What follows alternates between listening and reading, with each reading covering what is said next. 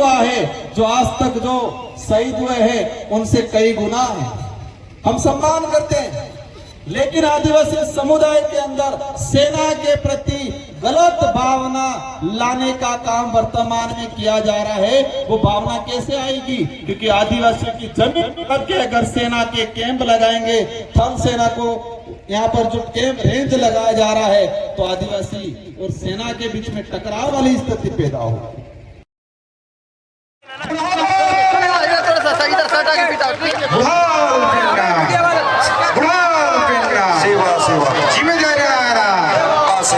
सभी सम्मान के साथ मंच छोड़ देंगे।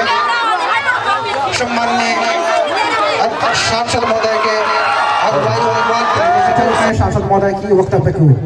चलिए सांसद महोदय सादर से बजाओ। धन्यवाद। सभी को जय जोहार। बुढ़ाल पेंता, बुढ़ाल पेंता, जिम्मेदारी आना, जिम्मेदारी जाना। आप सभी को तह दिल से जोहार। आज राजस्थान से नागांव, बस्तर, छत्तीसगढ़ 1,500 किलोमीटर दूर से आपने मुझे दिल से आमंत्रित किया और मुझे एक सौभाग्य मिला। और आप सबका जो प्रेम, आप सबका जो स्नेह, आप सबके अंदर एक अपनत्व की भावना ने हमारा दिल जीत लिया। आज गोरवाना समाज समन्वयक समिति के द्वारा और कार्यक्रम आदिवासी समुदाय के पुरखों द्वारा इस फसली त्योहार को पूरे देश के अंदर मनाया जाता है। ये कि अलग अलग के अंदर प्रकार अलग अलग नाम से संबोधित किया, लेकिन ये जो फसली त्योहार, इसके बारे में जैसे मैंने समझा, मेरे इलाके के अंदर हम भील समूह से आते हैं। आदिवासी समाज का डीएनए, और ये आदिवासी समाज का डीएनए होने की वजह से आदिवासी, और यही आदिवासियत आज आपके बीच में खिंच। साथियों, मंच पे विराजमान हमारे समस्त आदिवासी समुदाय के समस्त सामाजिक संगठनों के पदाधिकारी और हमारे बीच में यहाँ के स्थानीय सांसद महोदय, स्थानीय विधायक महोदय भी आए थे, उनका भी मेरी ओर से तहे दिल से सेवा जोहार करना चाहूंगा। साथियों, आप सबके दिमाग में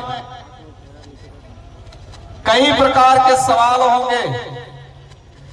कई दिनों से प्रचार प्रसार चल रहा था कि राजस्थान से राजकुमार लोग सांसद है, वो यहां पर आ रहे हैं।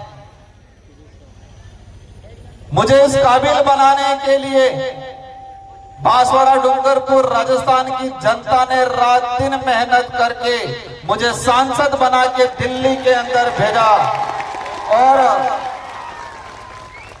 ये उम्मीद की है कि उस क्षेत्र का तो प्रतिनिधित्व करना है, लेकिन पूरे देश के आदिवासी दलित पिछड़ों का भी प्रतिनिधित्व दिल्ली में करना है। ये जिम्मेदारी मुझे दी गई है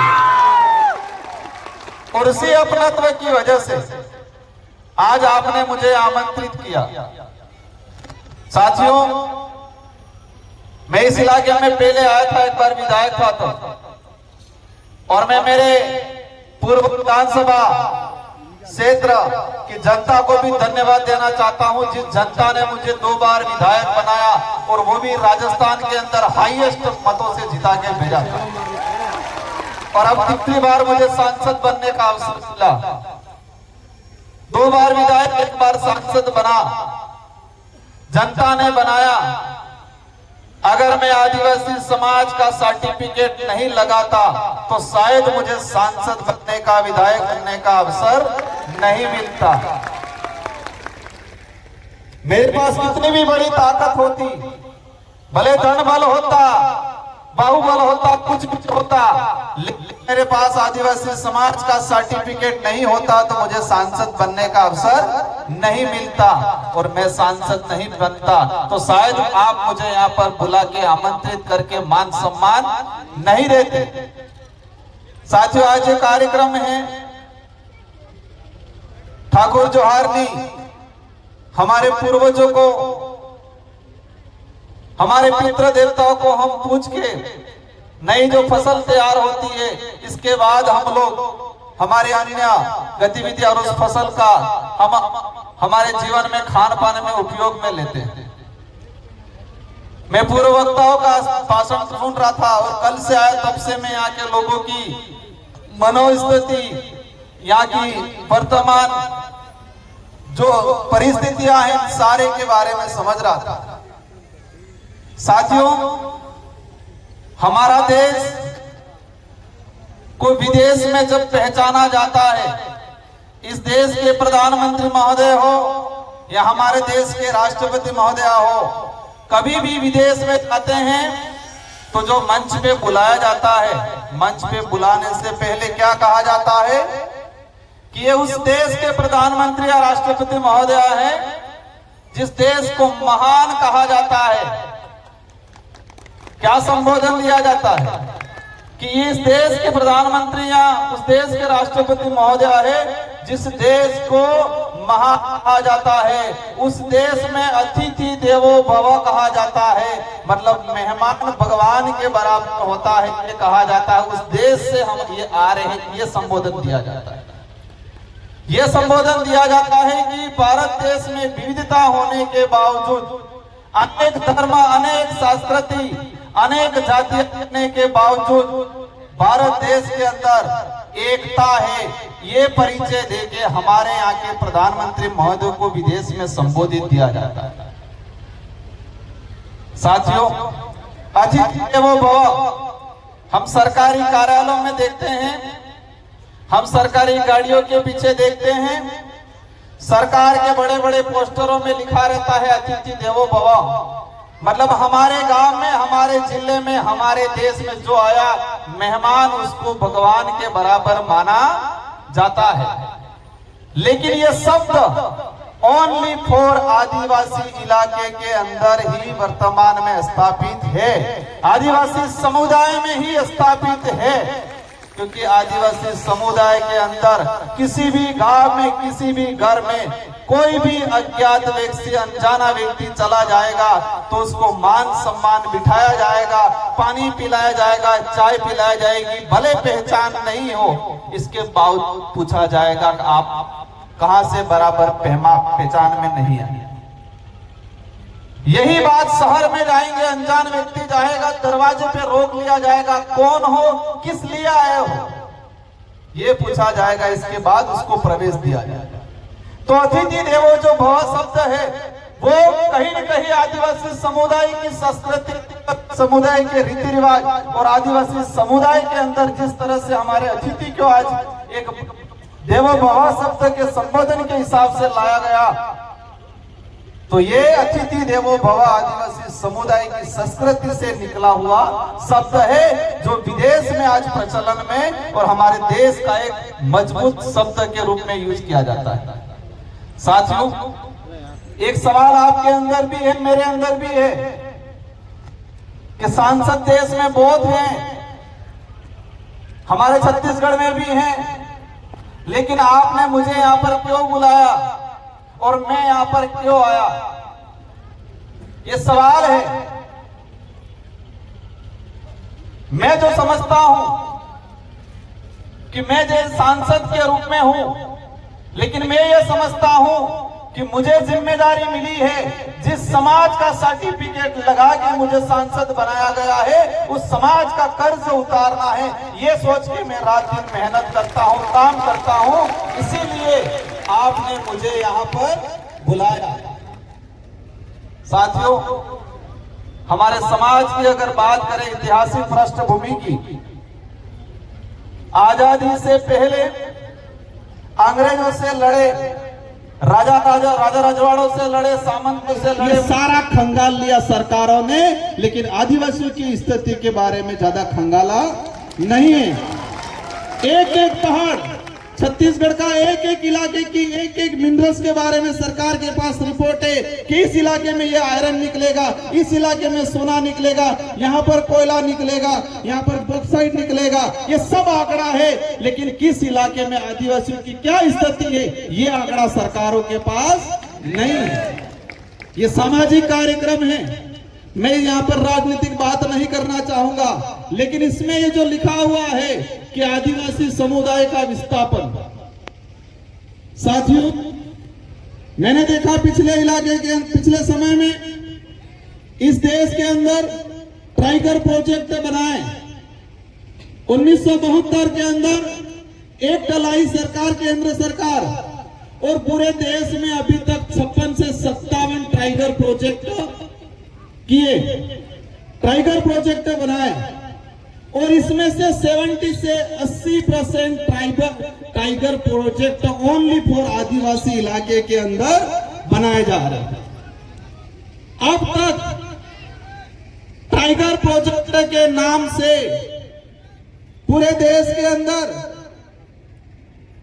पिछले जो समय निकला उसके अंदर हम निकाल के देखे तो 5,56,000 आदिवासियों को विस्थापित किया गया टाइगर प्रोजेक्ट के नाम से।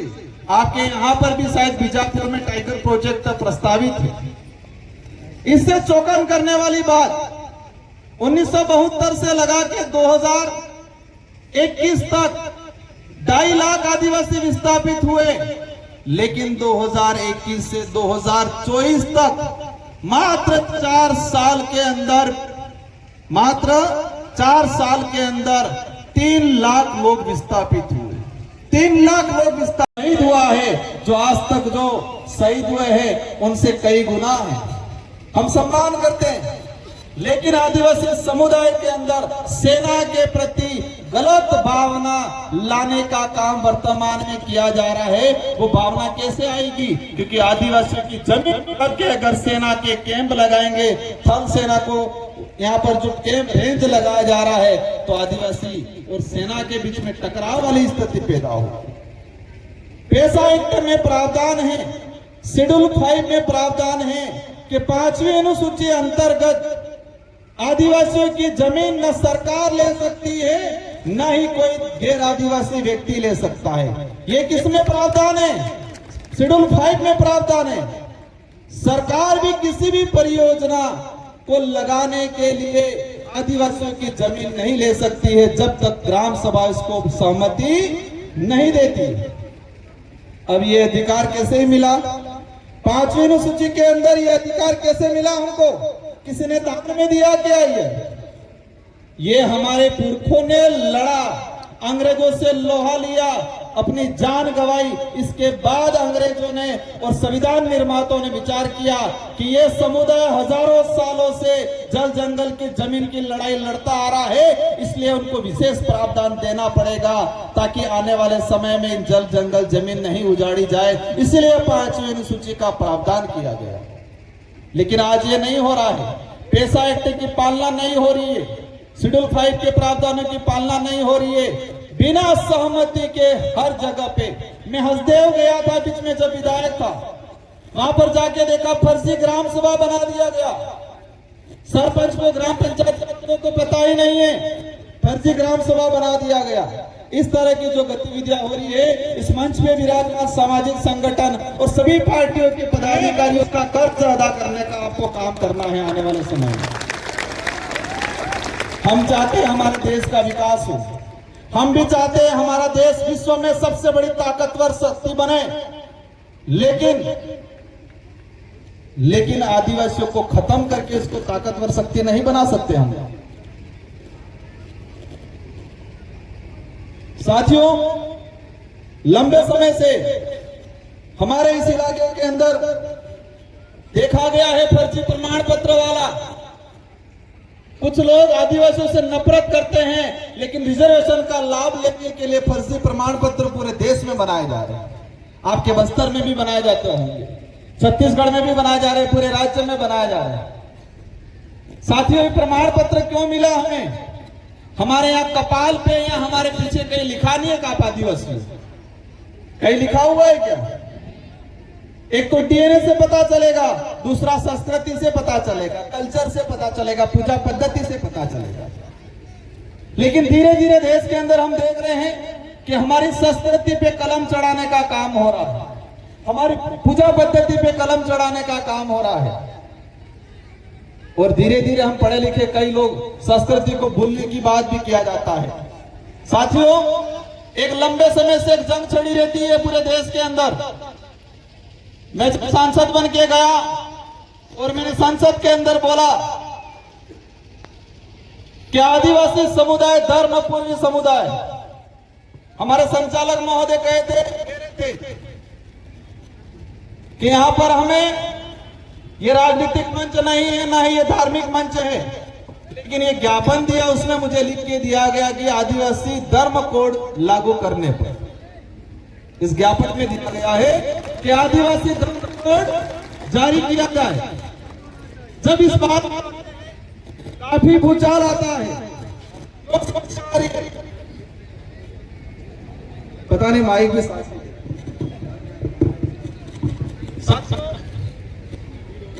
मैं आज घुमा इस बस्तर इलाके के अंदर कोंडागांव में, मैंने सभी धर्मों को नजदीक से देखा है, सभी धर्म की धार्मिक परंपरा को भी देखा है। जैन धर्म की परंपरा को देखा है, हिंदू धर्म की परंपरा को देखा है, ईसाई धर्म की परंपरा को देखा है, बौद्ध धर्म की परंपरा को देखा है। लेकिन आदिवासी समुदाय की धर्म परंपरा, भक्ति परंपरा, हमारी पूजा पद्धति किसी भी धर्म से मेल नहीं खाती। इसीलिए अपनी आइडेंटिटी को लेके पूरा देश का आदिवासियों का अलग से धर्म कोड की मांग कर रहे हैं। क्या इस बात में आप सभी सहमत हो? पक्का? कौन नहीं? सहमत कौन नहीं है? सब सहमत हैं। हम ये कहते हैं कि हमारा बाप, हमारे खुद के बाप की बात करते हैं तो दूसरों को दिक्कत थोड़ी होनी चाहिए क्या? एक जंग छिड़ी हुई है पूरे देश के अंदर। हम किसी भी धर्म के विरोधी नहीं है, हम किसी भी धर्म के विरोधी नहीं है, लेकिन आदिवासियों की अपनी परंपरा, अपनी आइडेंटिटी को बचाना हमारी जिम्मेदारी है। और उसमें जब भी बात करते हैं, मैंने संसद के अंदर भी कहा था कि आदिवासी समुदाय न ईसाई है, न सिख है, न बौद्ध है, आदिवासी है। हमें आदिवासी की संस्कृति, हमारी आइडेंटिटी को बरकरार रखना है। आप सभी के साथ सहयोग से हमारी लड़ाई धर्म की भी, एक बात ये भी समझना है, हमारी लड़ाई हमारी संस्कृति बचाने की है। हमारी लड़ाई हमारा इतिहास को, वास्तविक इतिहास को आने वाली पीढ़ी को बताने की है। हमारी लड़ाई रिजर्वेशन की है, हमारी लड़ाई जंगल जमीन की है, हमारी लड़ाई आइडेंटिटी बताने की है। लेकिन धर्म की बात इसलिए बार बार छेड़ी जाती है कि इस देश के अंदर हमने देखा कि आदिवासी समुदाय कई इलाके में ईसाई भी बना हुआ है, कई इलाकों में आदिवासी समुदाय, महाराष्ट्र का कुछ इलाका उधर मुस्लिम भी बना हुआ है, कुछ इलाकों में आदिवासी समुदाय हिंदू भी बना हुआ है, कुछ इलाकों में आदिवासी समुदाय सिख भी बना हुआ है। इस देश के प्रत्येक कोने में, हर इलाके में आदिवासी समुदाय है, लेकिन अलग अलग धर्मों में बटा हुआ है। इसी वजह से छत्तीसगढ़ या बस्तर या किसी झारखंड में आदिवासी समुदाय पे अत्याचार होता है तो देश का आदिवासी एक नहीं हो पा रहा है। हम देखते हैं मणिपुर के अंदर भारत का हिस्सा है, मैतेई समुदाय और कुकी समुदाय, दोनों समुदाय आदिवासी है, लेकिन दोनों का धर्म अलग अलग है। और धर्म की लड़ाई वो ऐसे मरे हैं, ऐसे लड़े हैं कि आपस में अपने एक दूसरे को काट रहे हैं। इसलिए हम कहते हैं कि आदिवासियों की अपना अलग से धर्म व्यवस्था होनी चाहिए। किसी को कुछ मानना है माने, हमें कोई दिक्कत नहीं, जिसको जो मानना है। इस देश का संविधान ऐसे हर व्यक्ति को अपने हिसाब से धर्म मानने का देता है। और इस देश का पहला उदाहरण भीमराव अंबेडकर जी, अपन सब जानते हैं, संविधान निर्माता। उन्होंने अक्टूबर 1956 में 4 लाख लोगों के साथ बौद्ध धर्म अपनाया। कौन सा धर्म अपनाया? बौद्ध धर्म। क्योंकि संविधान राइट देता है कि हर व्यक्ति को हिसाब से मानना है, लेकिन यह सच्चाई है कि आदिवासी समुदाय की अपनी धर्म परंपरा, अपनी पूजा पद्धति अनेक धर्मों से अलग है और सभी धर्मों से पहले है। जिन धर्मों का निर्माण ही नहीं हुआ उस समय से आदिवासी समुदाय अपनी पूजा पद्धति करते हैं। लेकिन यह देखा गया है कि राजनीतिक लाभ लेने के लिए कुछ लोग, अपनी राजनीतिक लाभ लेने के लिए कुछ लोग हमारे आदिवासी समुदाय को धर्मों में बांट के राज करना चाहते हैं। साथियों, मैं कई बार बोलता हूं कि आदमी एक तो शरीर से विकलांग होता है, अपने हाथ अपने पैर से। अगर हाथ पैर से विकलांग अपन को दिखता है कि इसका हाथ टूटा हुआ है, इसका पैर टूटा हुआ है, लेकिन इस देश में कुछ विचारधारा ऐसी है जो इंसान को दिमाग से विकलांग बनाने का काम। मेरी बात को समझे होंगे आप। किस देश में कुछ विचारधारा ऐसी है जो हमारे समुदाय के कुछ लोगों को दिमागी रूप से, मानसिक रूप से विकलांग बनाने का काम करते हैं।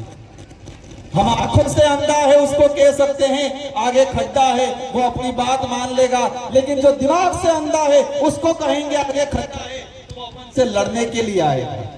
और यही हो रहा है आज। आप जब अधिकारों की बात करोगे, आप जो संस्कृति की बात करोगे, आप आदिवासी धर्म कोड की बात करोगे, सबसे पहले आपका जो मानसिक रूप से विकलांग है वो आपके सामने आके खड़ा रहेगा, आपसे लड़ेगा। यही स्थिति पूरे देश के अंदर बनी हुई। साथियों, रिजर्वेशन की बात करें, हमें ये दिक्कत है आज तक। हमारे आदिवासी इलाके के अंदर अनेक कतार होती है, कुछ पार्टियां भी कराती है, हमें कोई दिक्कत नहीं, लेकिन हम ये चाहते हैं कि आदिवासियों का भला चाहते हो, आदिवासियों का भला चाहते हो तो दूसरी कथा लगे नहीं लगे, लेकिन संविधान की कथा भी लगाया करो कभी कि आदिवासियों के क्या क्या अधिकार है वो भी बताने की बात करो। सभी प्रकार की कथा चलती है, सभी प्रकार के आयोजन होते हैं, लेकिन मेरा एक निवेदन है कि हमें दूसरी कथा लगे नहीं लगे, लेकिन संविधान के संबंधित कथा लगाया करो और इसमें आदिवासियों के क्या अधिकार है वो भी बताने की बात किया करो। हम लोग शिक्षा की बात करते हैं। शिक्षा कितने प्रकार की है? 3 प्रकार की शिक्षा है। पहली जो हमें परिवार से और समाज से सीखने को मिलता है। किससे मिलता है? परिवार से, समाज से सीखने को मिलता है, वो पहली शिक्षा है। और दूसरी शिक्षा जो पाठ्यक्रम के माध्यम से नौकरी प्राप्त करने के लिए मिलती है शिक्षा। और तीसरे नंबर की शिक्षा जो किसी पाठ्यक्रम में नहीं पढ़ाई जाती है, वो शिक्षा है आपके संवैधानिक कई अधिकार, आपका इतिहास, आपका कल्चर, आपकी आइडेंटिटी, वो शिक्षा भी प्राप्त करने की जरूरत है। अब हमारे लोग पाठ्यक्रम वाली शिक्षा प्राप्त करके अधिकारी, कर्मचारी, नेता बन जाते हैं, लेकिन जो हमारे समाज के इतिहास जो किसी पाठ्यक्रम में नहीं दर्शाया जाता है, हमारे समाज के अधिकार जो किसी पाठ्यक्रम में नहीं दर्शाए जाते हैं। मैं जानना चाहता हूं कि छत्तीसगढ़ के अंदर पाठ्यक्रम जो है, उस पाठ्यक्रम में शेड्यूल 5 के प्रावधानों के बारे में किस किस कक्षा में पढ़ाया जा रहा है? पढ़ाया जा रहा है किसी कक्षा में? क्यों नहीं पढ़ाया जा रहा है? पेशा एक्ट कानून क्यों नहीं पढ़ाया जा रहा पाठ्यक्रम में?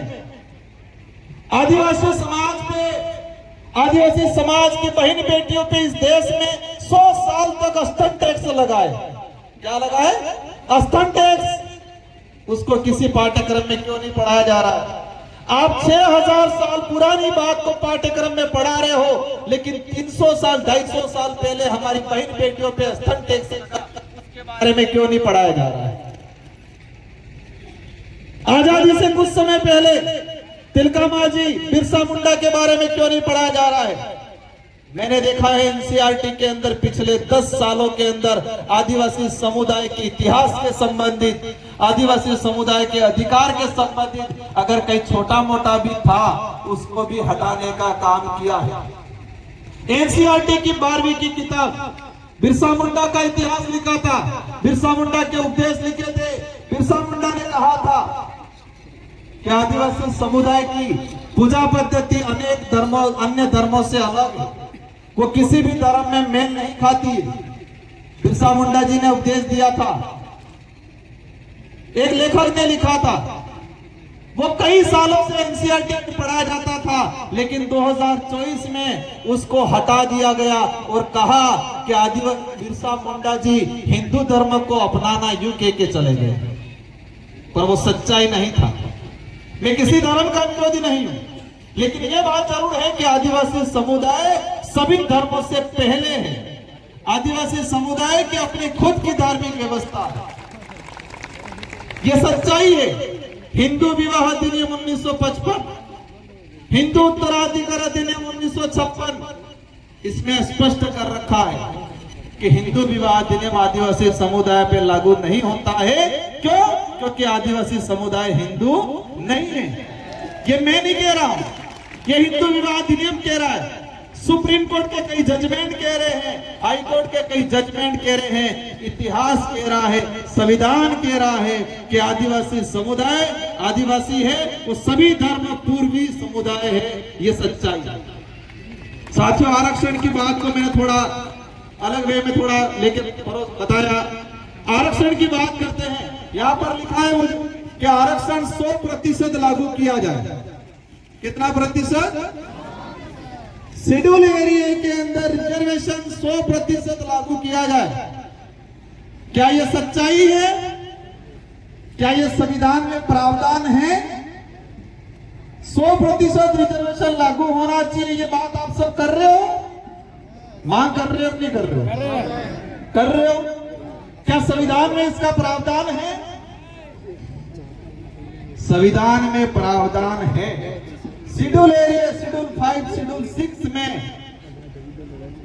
जमीन का हो, शासन प्रशासन में 100% रिजर्वेशन आदिवासियों को मिलना चाहिए। ये संविधान के अंदर है और इम्प्लीमेंट भी हुआ है कुछ इलाकों के अंदर। आंध्र प्रदेश आपका दूर नहीं है। आंध्र प्रदेश राज्य में 100% रिजर्वेशन 7 साल तक मिला।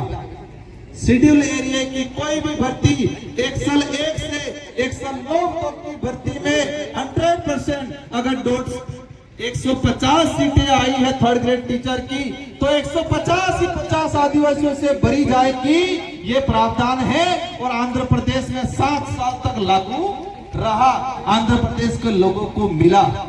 अगर संविधान में प्रावधान नहीं होता तो आंध्र प्रदेश में 7 साल तक नहीं मिलता। अब खत्म कैसे हुआ? कुछ लोग, विरोधी लोग हाई कोर्ट गए, सुप्रीम कोर्ट गए और वहां मैनेज होके वो मामला आज भी सुप्रीम कोर्ट में अटका हुआ। ये प्रावधान है, लेकिन संविधान के मंदिर की और सबसे बड़ा ग्रंथ है संविधान, उस ग्रंथ को कभी नहीं बांटा जाता है। बाकी ग्रंथ की किताबें बहुत बांटी जाती है। तो हमें संविधान के ग्रंथ है, उस ग्रंथ को समझना है, उस ग्रंथ को बांटना है, उसको ग्रहण करना है और उसमें हमारे क्या अधिकार हैं, उस अधिकार को समझना है। ये हम सबकी जिम्मेदारी है। हमने तो जिंदगी निकाल ली, आप सब भी निकाल लेंगे। आप भी संघर्ष कर रहे हो, हम भी संघर्ष कर रहे हैं, नेता बन के कर रहे हैं, पता नहीं कब क्या हो जाए। लेकिन हम आने वाली पीढ़ी को क्या देने जा रहे हैं? आपने आया, आपने पूजा पद्धति करवाई, हमारे पूर्वजों को आपने फूल माला पहनवाई मेरे से। क्यों पहनवाई? क्योंकि ये लोग हमारे लिए लड़ मर के गए, हमारे लिए जमीन निकाल के गए, हमारे अधिकार दिला के गए, इसलिए हम अगरबत्ती दिया पूजा पद्धति कर रहे कि नहीं कर रहे? अगर इन्होंने हमारे लिए भलाई का काम नहीं किया होता तो आज हम उनकी पूजा पद्धति नहीं करते। और हम जो कर रहे हैं आज, हम आवश्यकता वाली बौद्धिक सुख सुविधा वाली जिंदगी जी के अधिकार खत्म करने वाले लोगों के साथ खड़े रहे हैं। तो आने वाले 40-50 साल बाद हमारी पीढ़ी जल जंगल जमीन से दिया जाएगा, रिजर्वेशन खत्म हो जाएगा, पहचान खत्म हो जाएगी, उनकी धार्मिक व्यवस्था खत्म हो जाएगी, तब 50 साल बाद हमारी जो पीढ़ी है हमारा अगरबत्ती दिया नहीं करेगी। करेगी? अपनी पूजा पद्धति करेगी, पूजा पाठ करेगी? क्योंकि हम तो हमारे अधिकार जो है वो खत्म करके जा रहे हैं। हम तो हमारी संस्कृति पे अन्य संस्कृति का कलम चढ़ा के जा रहे हैं। हम तो जो रिजर्वेशन खत्म हो रहा है उसके साथ जा रहे हैं। हमारे लोग टीचर बन गए, कांस्टेबल बन गए, कुछ आरएस अधिकारी, सॉरी सीआई बन गए, कुछ प्रोफेसर बन गए, हम खुश हो गए। लेकिन देश के अंदर सुप्रीम संस्था है, IITN है, IIM है, विश्वविद्यालय है, वहां पर छत्तीसगढ़ का एक भी आदिवासी प्रतिनिधित्व नहीं है IITN में।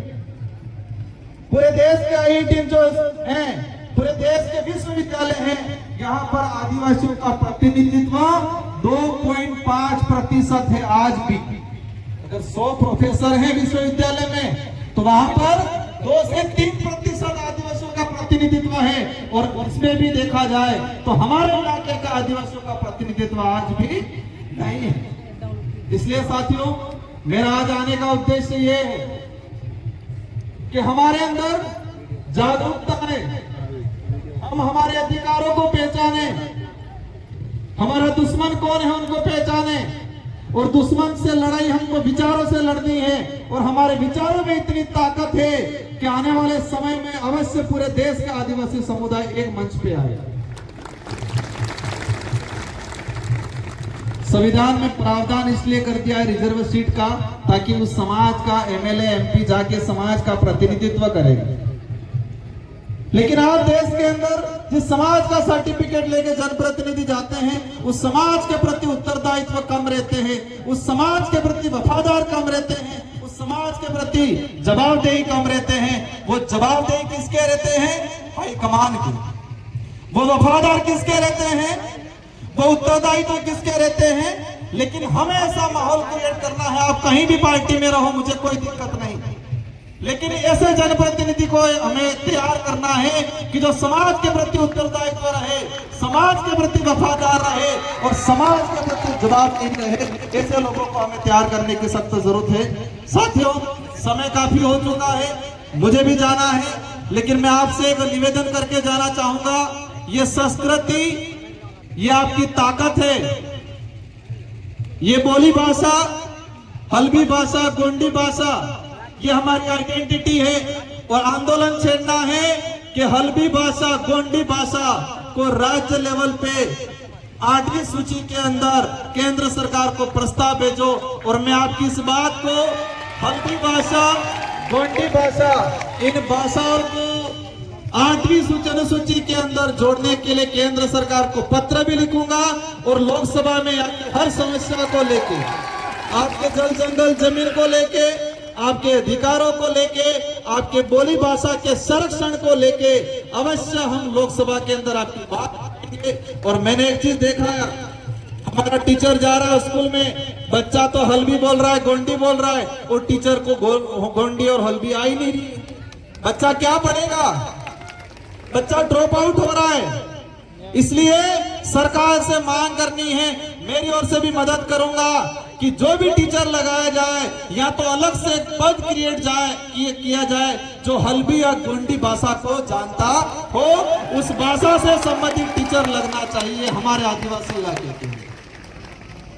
या जो भी RPC आपके यहाँ जो एग्जाम होते हैं, उस एग्जाम में ये किया जाए कि 5% या 10% हल्बी गोंडी भाषा के नंबर होने चाहिए। जिसको गोंडी और हल्बी आती है उसी को 10% नंबर दिया जाए, ये प्रावधान होना चाहिए।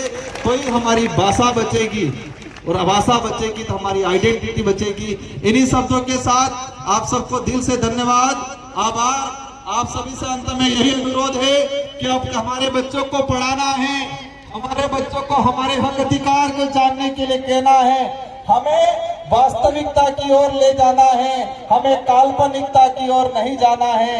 हमें 300 साल पुराना हमारा समाज का जो इतिहास है उसको समझना है।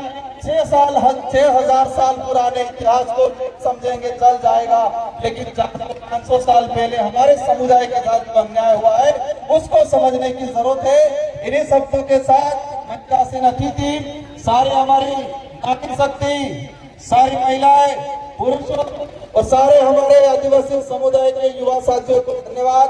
और एक बात अंत में और कहना चाहूंगा कि हमारे अंदर आदिवासियत होनी चाहिए। हम गौंड है, हाँ आप उराव हो, आप अन्य समुदाय हो, लेकिन आदिवासियत के नाम से सभी को एक होने की जरूरत है। अगर देश लेवल पे हमें अपने समुदाय को आत्मनिर्भर बनाना है तो इन्हीं शब्दों के साथ आप सबको धन्यवाद। मैं भले राजस्थान से सांसद हूँ, लेकिन छत्तीसगढ़ की, बस्तर की कोई भी बात नहीं की। हम लोग राजस्थान के अंदर आंदोलन करेंगे और देश की संसद के अंदर भी आपकी बात को उठाएंगे। इन्हीं शब्दों के साथ आप सबको धन्यवाद, आभार। जय जोहर, जय भारत, जय संविधान। जय जोहर का नारा है, उड़ाल पेंदा सेवा सेवा, उड़ाल पेंदा सेवा सेवा। आप सबको आभार। जय जोहर, सेवा जोहर। बहुत बहुत धन्यवाद। एक बार जोरदार ताली बजा दीजिए। उड़ाल पेंदा हमारे बीच में